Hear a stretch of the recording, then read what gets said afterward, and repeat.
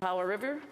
Well, thank you, Madam Speaker, and I thank the member for her speech. I agree, especially around the issues of climate change. We know that the impacts are being felt profoundly. I'm from British Columbia. Last year, we saw a heat dome that took many lives because we're simply not having the infrastructure we need to deal with that kind of heat.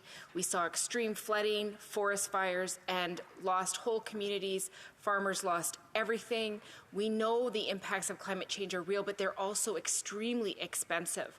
And I'm very concerned because we don't see this government taking the next steps that they need to take to address this issue in a serious way. I'm just wondering if the member could talk about what she's seeing and how urgent this is and how expensive climate change is.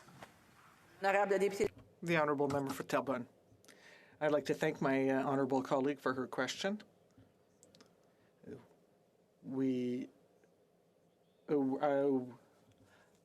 I worked for a report on climate change in Quebec, and yes, climate change is extremely costly for society, whether it be in terms of infrastructure, for example, different weather events, permafrost, the terrible things that happen in BC, and different illnesses.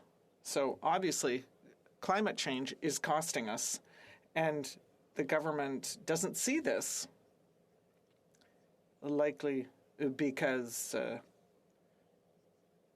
its costs are too high.